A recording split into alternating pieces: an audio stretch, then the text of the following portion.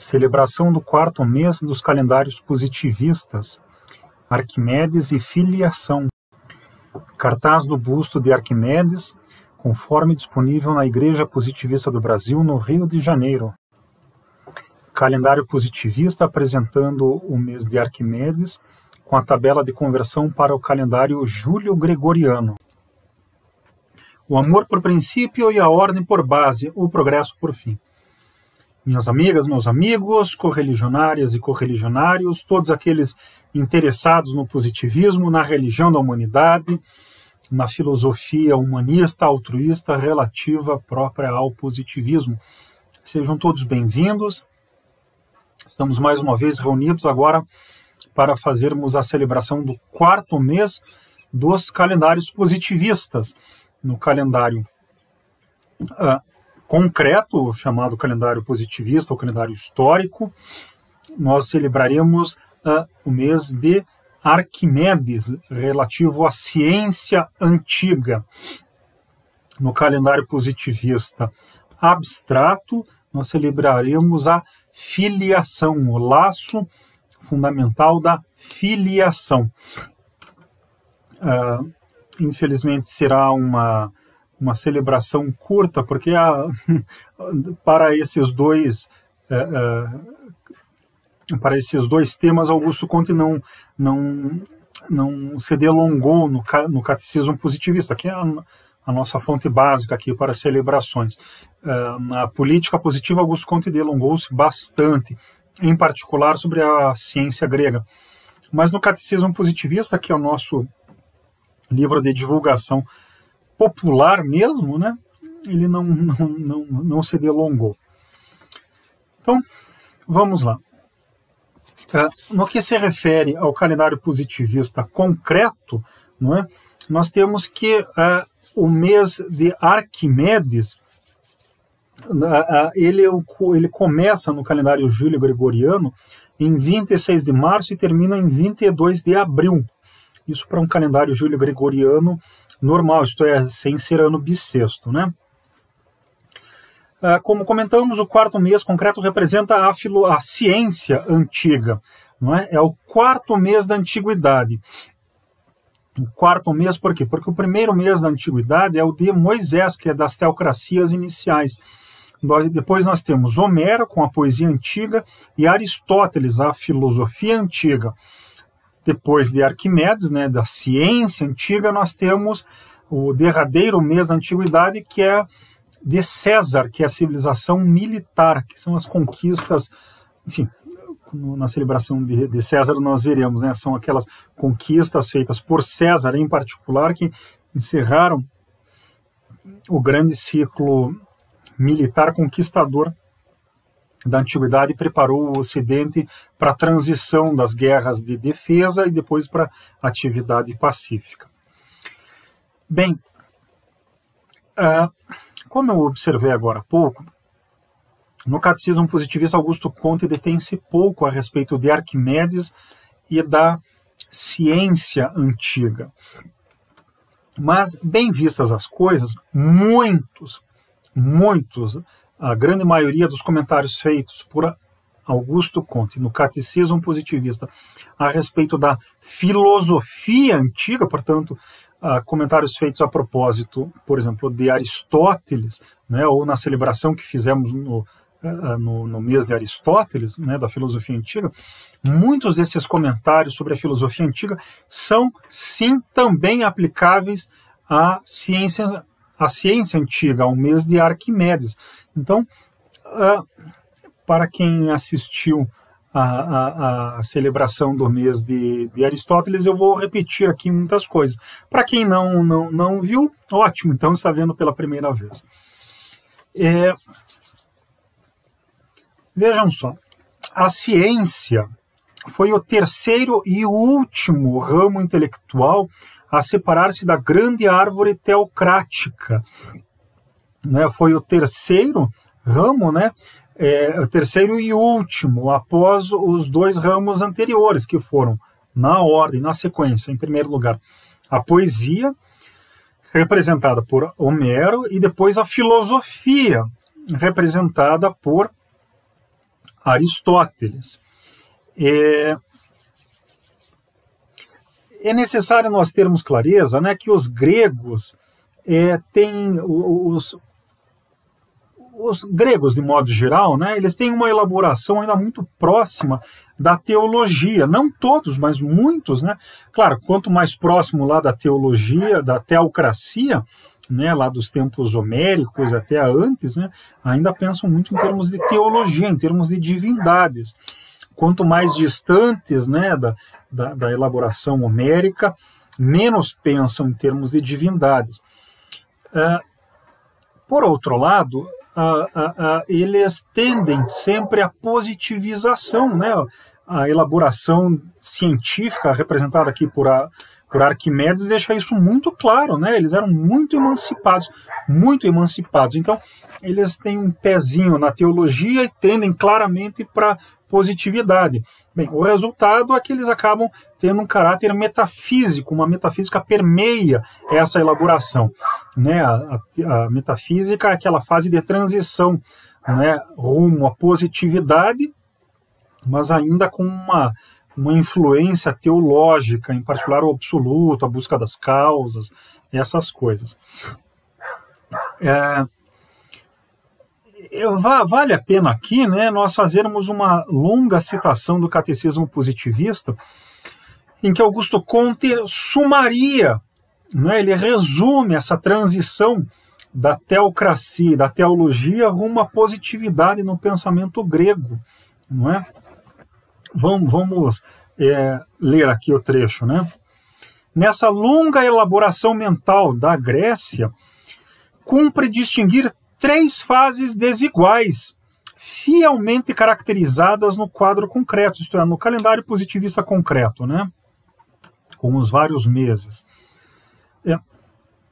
O movimento começa pela arte, de que Homero é o eterno representante. Então, primeiro, a arte, a poesia, saiu da teocracia. Forçoso era que a poesia, ao mesmo tempo a mais independente e a mais piada, a mais freada pela teocracia, fosse a primeira a desprender-se do tronco teocrático, de modo a começar a emancipação ocidental. Então vejam que interessante, a emancipação ocidental em relação à teologia e à teocracia não começou com a ciência, nem com a filosofia, começou com a arte, com a poesia. Homero começa a afirmar o ser humano nos seus grandes poemas, na Ilíada e na Odisseia. Homero, na arte nós temos isso. Isso é muito importante, né? Essa emancipação da poesia prepara o advento da filosofia, que em princípio esboçada por Tales e por Pitágoras, personifica-se, enfim, no incomparável Aristóteles. Por tal forma superior ao seu tempo, Aristóteles era de tal maneira superior ao seu tempo, que ele só pôde ser apreciado na Idade Média, 1000 anos depois, mais de 1000 anos depois. Sob a presidência da sua eterna elaboração, quer dizer, da elaboração de Aristóteles, este segundo surto, né, o surto este desenvolvimento, né, da filosofia após a poesia, fica assaz caracterizado a ponto de fazer sentir em breve aos verdadeiros pensadores a impossibilidade de ultrapassá-lo sem longo preâmbulo científico que pudesse desenvolver suficientemente sua primordial base positiva. Para ultrapassar Aristóteles, a elaboração filosófica e científica de Aristóteles, era necessário ter uma elaboração científica, uma coleção de dados, de ideias, de teorias científicas gigantesca, um Himalaia de elaborações mentais e científicas para que se pudesse ultrapassar o pensamento de Aristóteles. Era necessário subir ao topo do Himalaia e juntar todo um Himalaia de dados para conseguir ultrapassar Aristóteles. É a frase de Newton, né? Se eu conseguir ver mais longe é porque subi no ombro de gigantes, não é? Bem, no caso não é subir no ombro de gigantes, é subir no Himalaia, né? É um pouquinho maior. Enfim. Então, a ciência real, admiravelmente representada por Arquimedes, tornou-se, por sua vez, o principal objeto do gênio grego. E o gênio grego, cuja aptidão estética e força filosófica achavam-se irrevogavelmente exaustas. Então, para que fosse possível ultrapassar-se a elaboração de Aristóteles, era necessário juntar muito material científico. E aí tem lugar a elaboração científica, né, da Grécia, né? Então os gregos deixam de se direcionar para a filosofia e passam cada vez mais a se direcionar para a realidade, para o conhecimento da realidade, para o conhecimento, para a busca das leis naturais. Aí nós temos o grande surto, surto não é surto de doença, né? Quando, aqui na tradução do Catecismo Positivista da Igreja Positivista do Brasil, o surto, no uso do final do século XIX, surto é estímulo, é desenvolvimento, é foco em particular, né?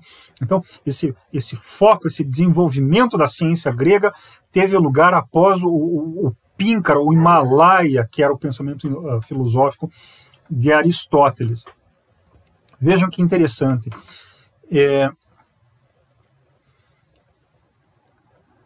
Augusto Comte cita Tales e Pitágoras como pensadores, como filósofos, e também inclui aí também Aristóteles.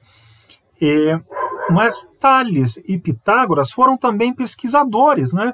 As primeiras leis naturais são devidas a eles. Não é? A lei de Tales, que é a lei dos ângulos do triângulo plano, né? É a primeira lei científica. A lei diz o seguinte, que a soma dos ângulos internos, né, do triângulo retângulo equivalem a dois ângulos retos, equivalem a 180 graus. E Tales dizia, quer os deuses queiram, quer os deuses não queiram.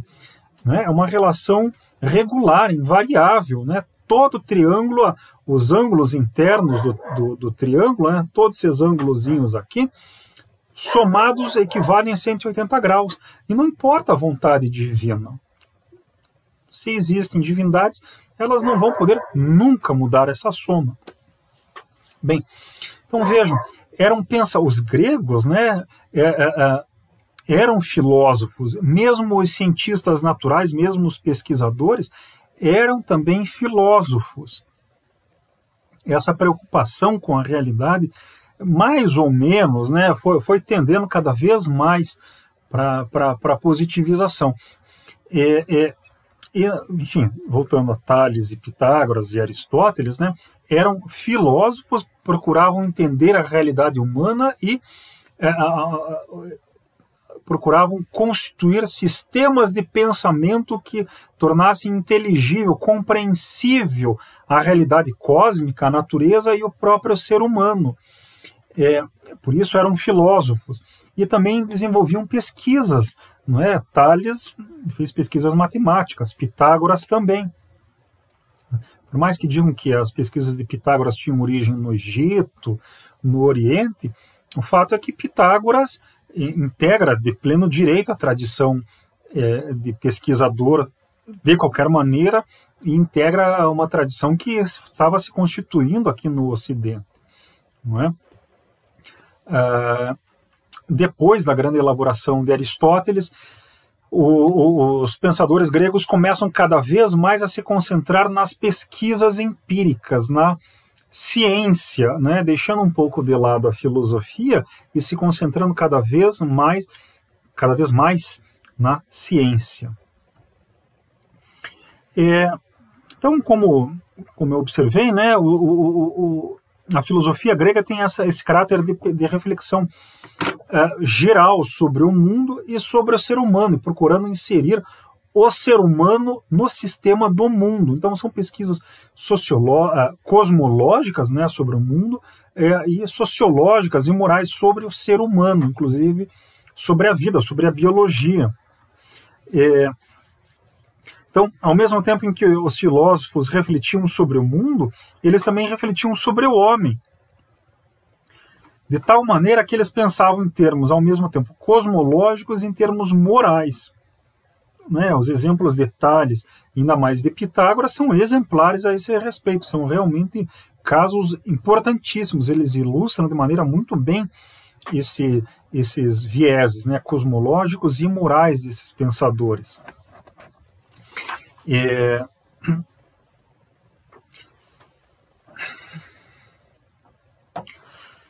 A filosofia grega, a filosofia, eu estou falando aqui em filosofia, mas é o pensamento grego de modo geral. Os gregos pensavam em termos estáticos, eles tinham dificuldade para pensar o mundo como o mundo sendo algo dotado de movimento.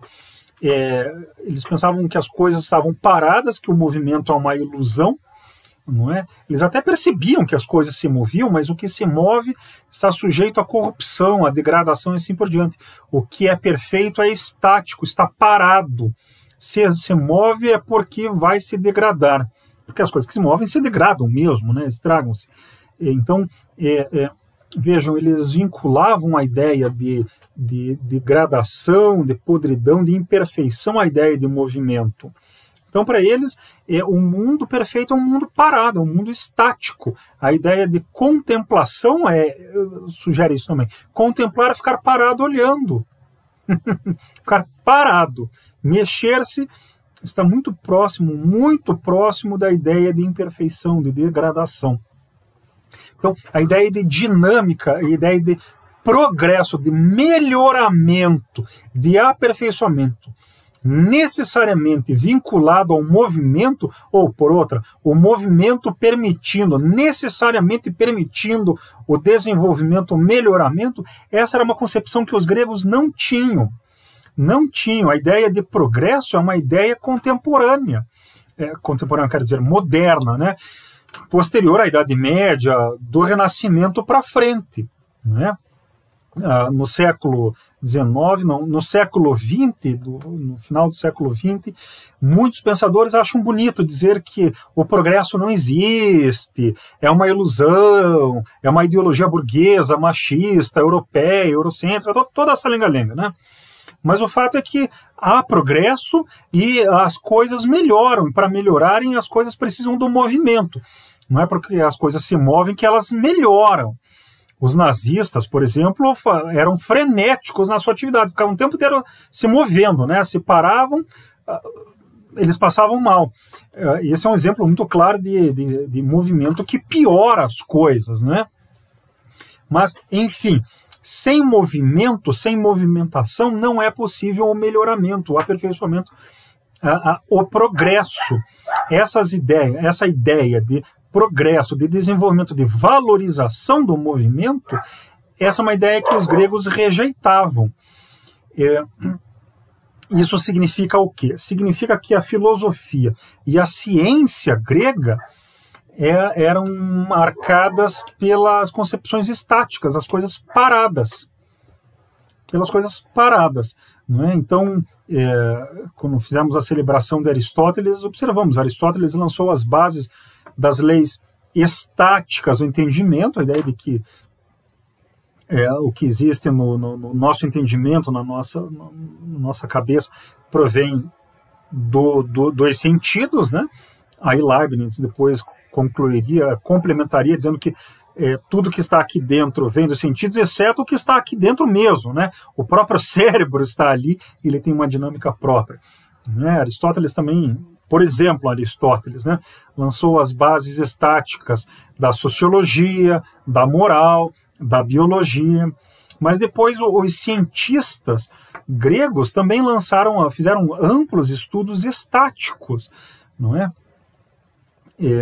Por exemplo, o ramo da hidrostática da física, hidroestática é devida a Arquimedes, por exemplo, não é? A lei do equilíbrio, não é? Também o equilíbrio é uma concepção estática, né? Basicamente estática, também devido a Arquimedes. Então, as pesquisas gregas, filosóficas, e aqui para o que nos interessa, as pesquisas científicas têm um caráter profundamente estático.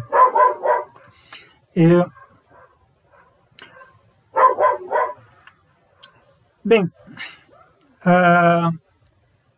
Arquimedes ele é citado 2 vezes nos calendários positivistas.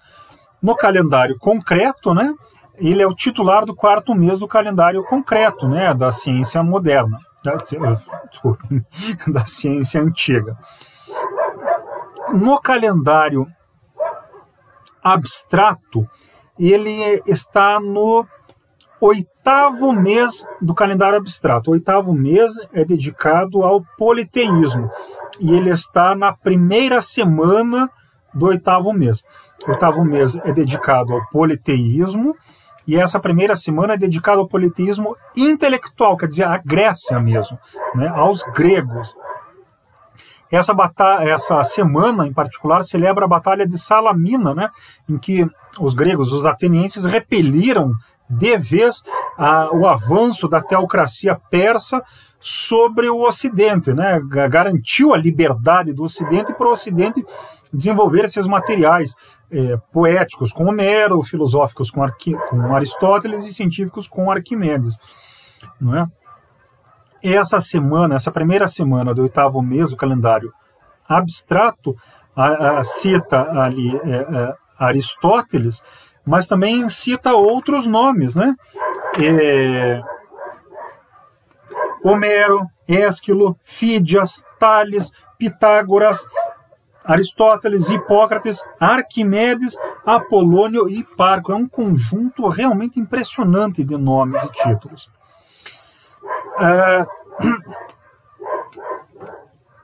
Vale notar que os gregos não desenvolveram todas as ciências, mas as ciências mais básicas, né, a matemática, a astronomia e a física, os gregos fizeram grandes pesquisas, avançaram muito e obtiveram resultados realmente fenomenais. Por exemplo, eles já tinham clareza de que a Terra é mais ou menos a Terra não é circular, a Terra é mais ou menos esférica, né? E que as órbitas dos planetas, que os planetas desenvolvem órbitas mais ou menos circulares no espaço. Vejam, os gregos já tinham clareza disso. A ideia de que a Terra é plana é uma ideia empírica, né? A gente olha, né, bate os olhos para o horizonte e vê mais ou menos uma coisa reta. Mas, enfim, com um pouco mais de observação, de cuidado, olhando para a Lua, olhando para o Sol, né, nós vamos percebendo que são circulares ou esféricos, não é?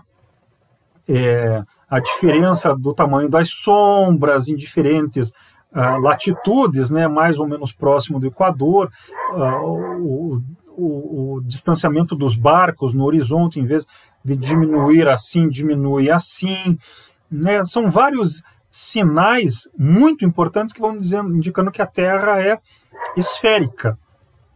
Né? Enfim, os gregos tinham muita clareza disso e chegaram até a determinar com notável grau de precisão o raio da Terra, ou o diâmetro, né? A maior distância de um lado para o outro na esfera do planeta Terra. Então tiveram resultados realmente impressionantes, com um grau de acurácia enorme. Então, os gregos desenvolveram pesquisas muito grandes na matemática, na astronomia e na física, né? Lançaram bases realmente imorredoras, né? O desenvolvimento disso precisou aí entrarmos na modernidade para ultrapassarmos as pesquisas estáticas e começarmos a adotarmos elementos ou perspectivas dinâmicas. Mas, enfim, também os gregos desenvolveram pesquisas um pouco em química, na metalurgia, por exemplo, né? No estudo dos minerais, na mineralogia. Desenvolveram pesquisas na biologia, por exemplo, Aristóteles lançou as bases de uma biologia estática, mas como comentamos aqui, os pensadores gregos também se dedicaram a investigar o homem em sociedade e em termos individuais. Então, os extremos da escala enciclopédica foram abordados pelos gregos, mais nas ciências inferiores, mas, enfim, com resultados importantes nas ciências superiores, na sociologia e na moral, e um pouquinho ali também na biologia.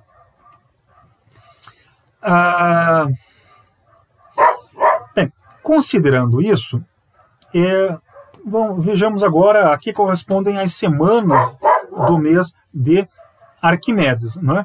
O calendário positivista são só um pouquinho, gente. Desculpem a interrupção. Eu tenho um cachorro, meu cachorro estava latindo, estava pedindo um pouco de atenção. Enfim, retomando a exposição, nós sabemos que os meses dos calendários positivistas são compostos por 4 semanas, cada semana com 7 dias, então dando sempre um total de 28 dias para cada mês. E é por isso que o calendário positivista tem 13 meses e não 12, né?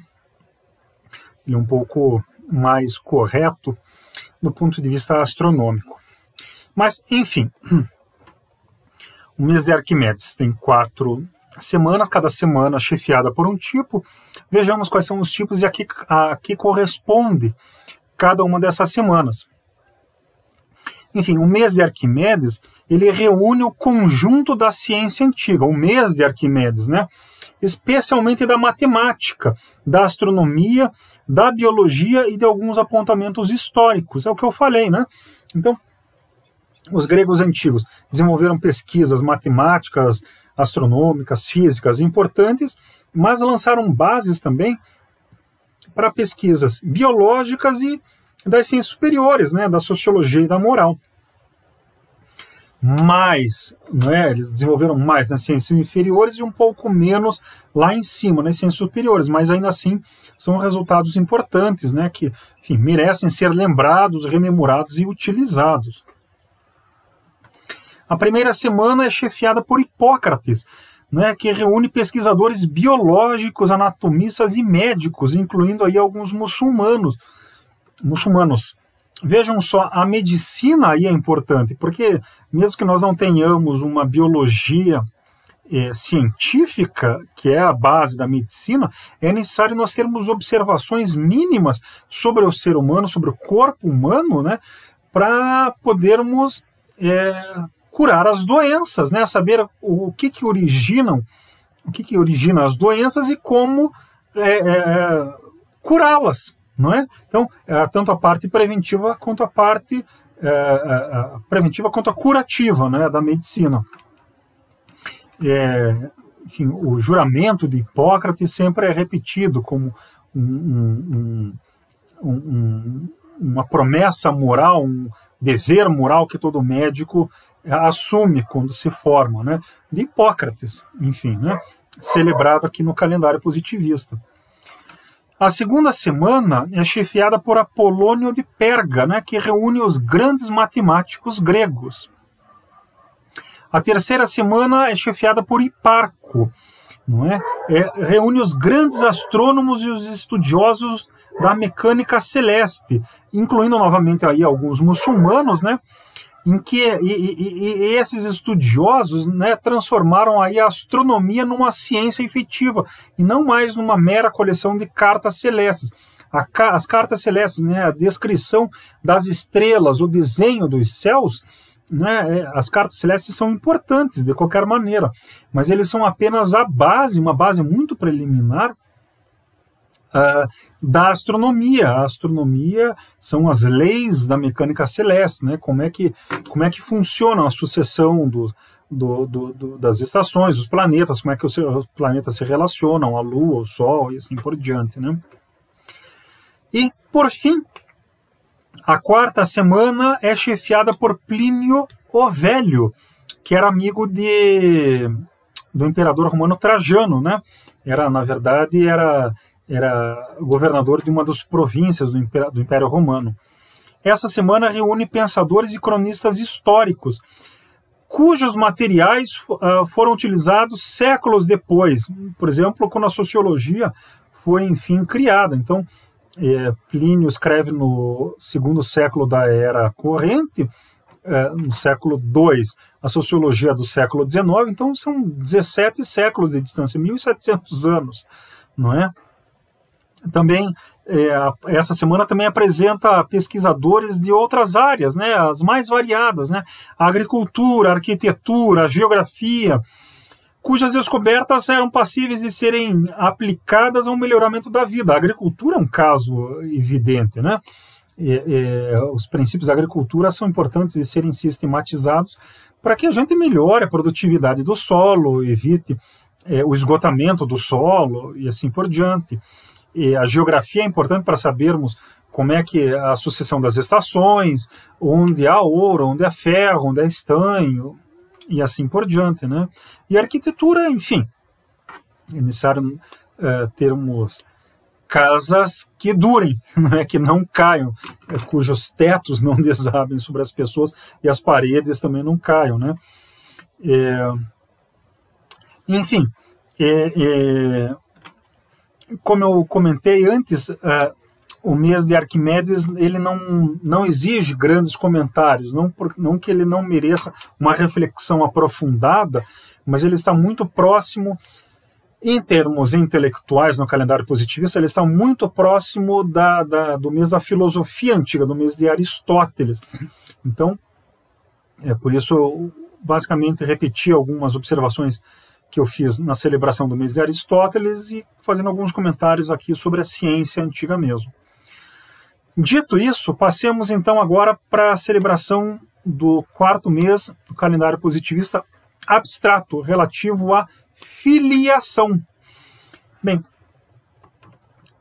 esse mês da filiação, ele é o 3º mês que celebra os laços fundamentais.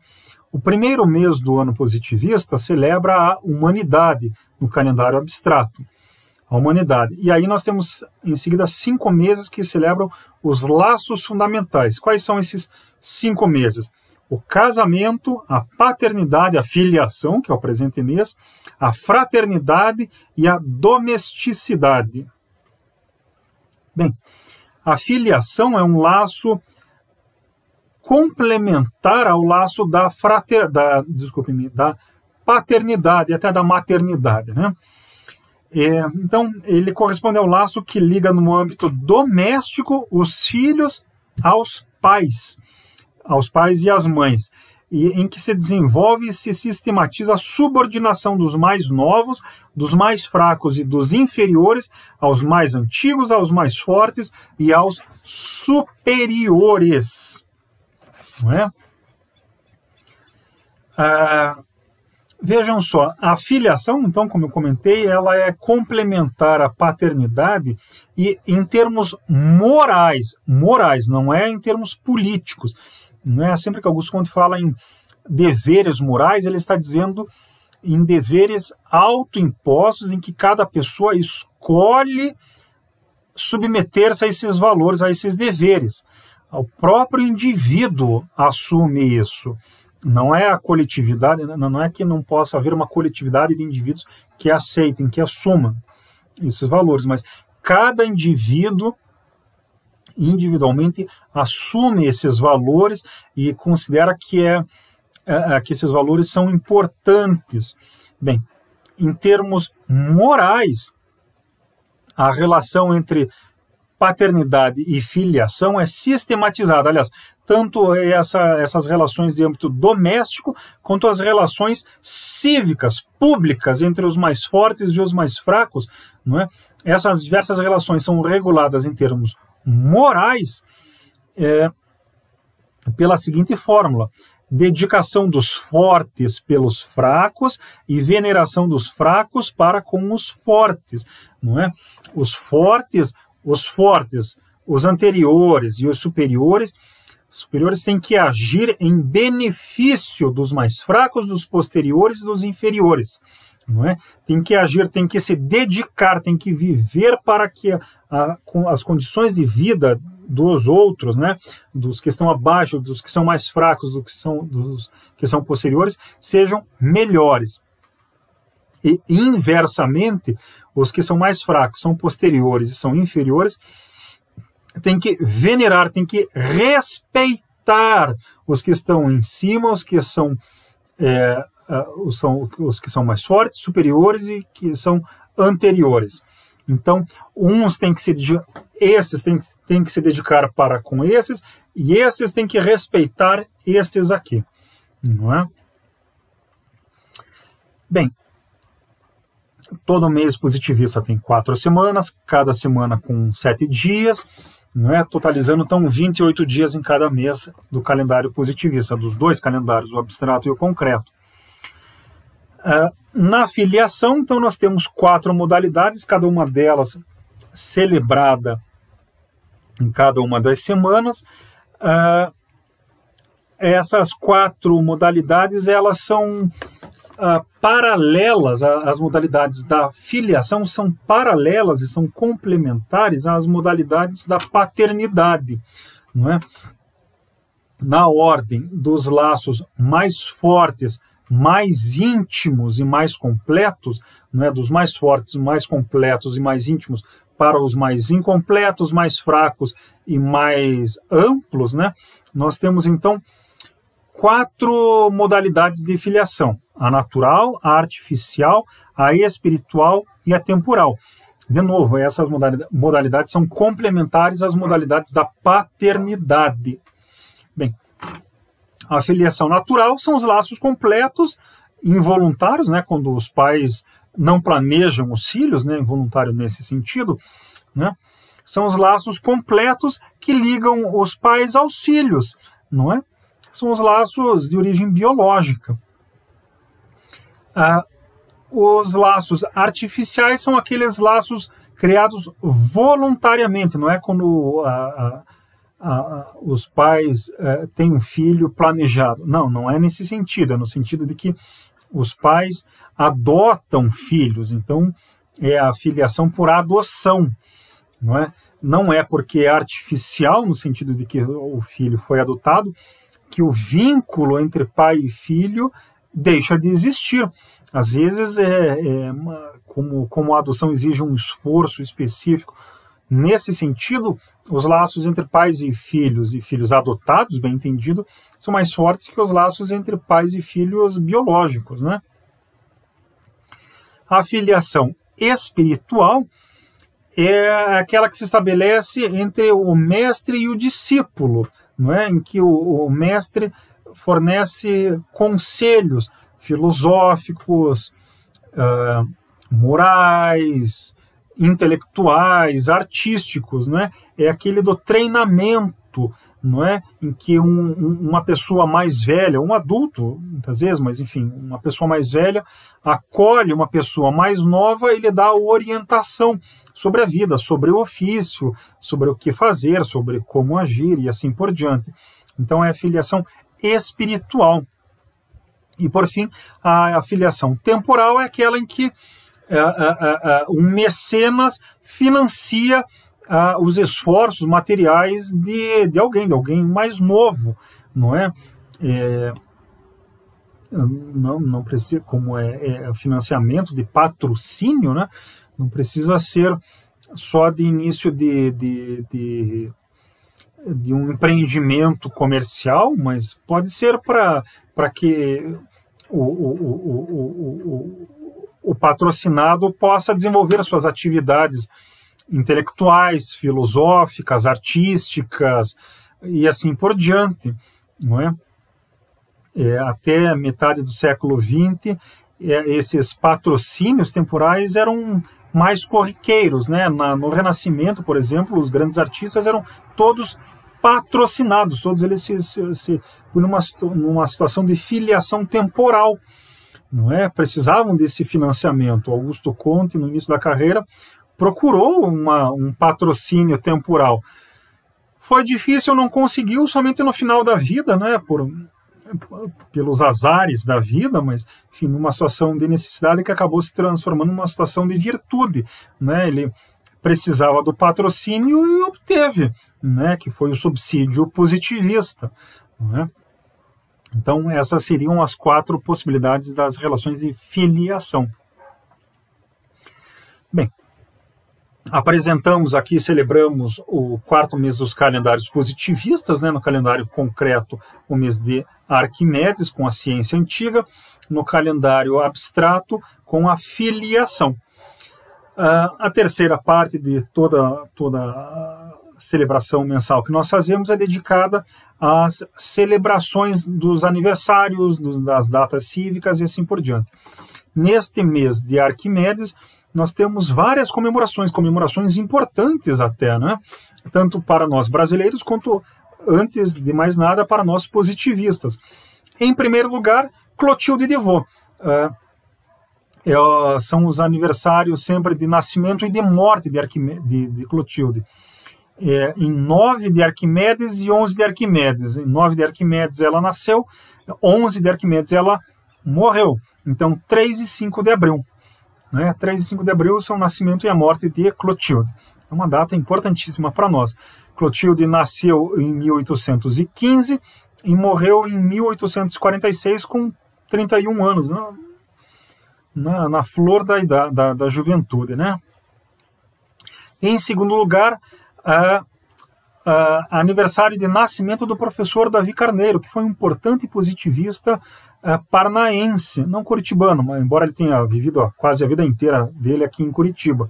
Mas, enfim, um importante positivista paranaense brasileiro, né? Escreveu dezenas de livros, chegando a quase a centena de livros, publicou muito, fundou um museu gigantesco, embora muito denso, né? Um espaço relativamente pequeno, mas com uma quantidade absurda de peças, né? Enfim, um acervo realmente gigantesco. Ele nasceu em 1904 e morreu em 1990.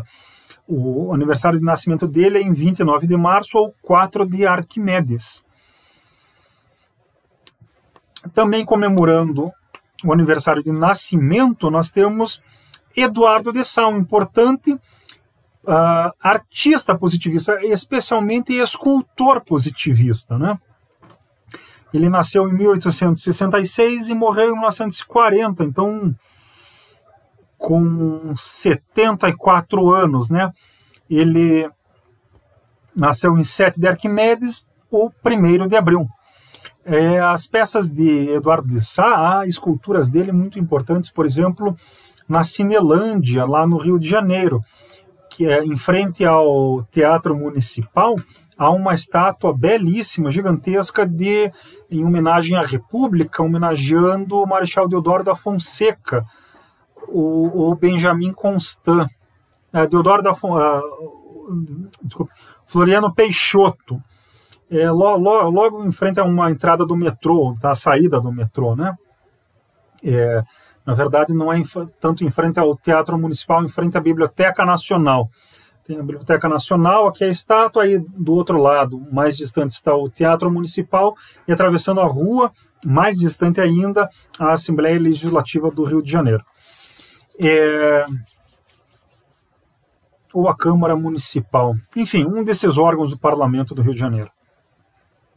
Então, lá está essa estátua em homenagem ao Floriano Peixoto. Aí ele está segurando uma bandeira, a bandeira nacional, e aparece ali a República, saindo da bandeira nacional. Então, Floriano Peixoto como defensor da República, no final do século XIX.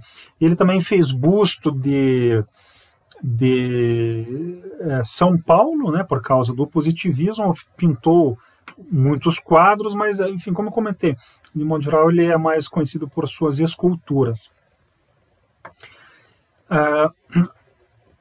No dia 22 de Arquimedes, 16 de abril, nós temos aniversário, centenário, na verdade, de morte de Antonin Dubois. O Dubois foi um político francês, chegou a senador e a presidente do Senado francês na Primeira República Francesa, na Terceira República Francesa, antes da Primeira Guerra Mundial.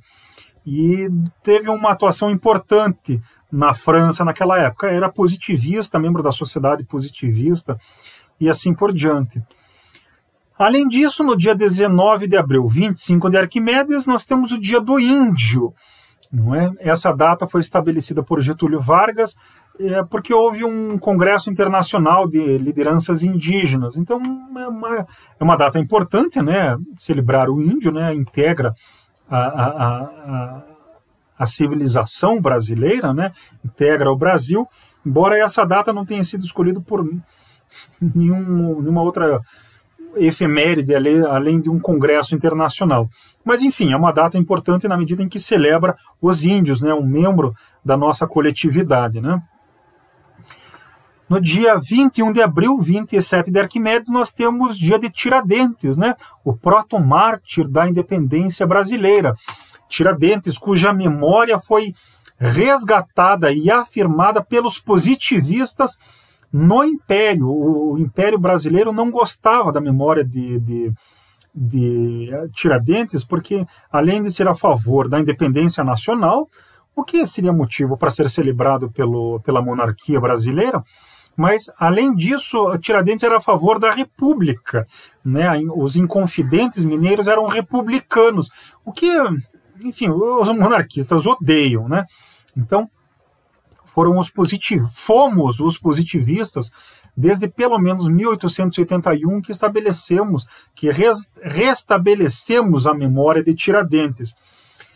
Quando, em 1889, foi proclamada a República, logo no dia 14 de janeiro de 1890, 2 meses depois, quando se estabeleceram os feriados cívicos, o dia de Tiradentes foi transformado em feriado cívico por obra da atuação dos positivistas. Então é um dos poucos feriados cívicos brasileiros que se mantém desde o início da República, por obra dos positivistas, esse em particular. 1º de janeiro também, mas enfim, né? E, por fim, 28 de Arquimedes, 22 de abril, nós temos aí o descobrimento do Brasil, em 1500, né, nas naus capitaneadas pelo almirante Pedro Álvares Cabral. Né? Essa data, 22 de abril, é a data que está mais ou menos fixada como certa, porque há variações. Alguns dizem que a Imá não é no final de abril, é um pouco mais tarde, é um pouco antes, mas enfim, 22 de abril ficou a data mais aceita. Então, aí está. Espero que tenham gostado. Tivemos algumas interrupções ao longo desta nossa celebração, mas enfim, nada que tenha prejudicado, né, o ritmo da apresentação.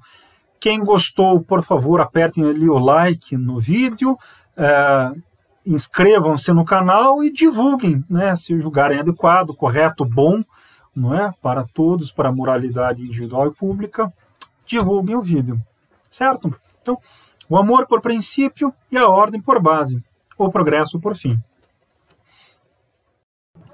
Retrato pintado de Clotilde de Vaux.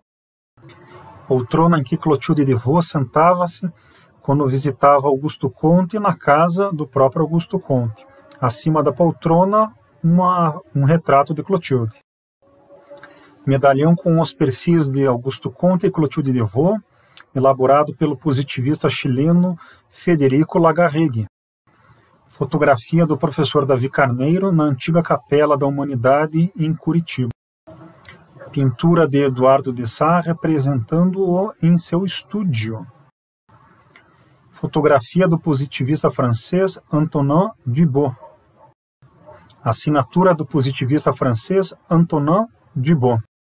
Idealização do rosto de Tiradentes, elaborada pelo artista positivista Décio Vilares. Possível rosto de Tiradentes com uniforme de alferes. Possível rosto de Pedro Álvares Cabral.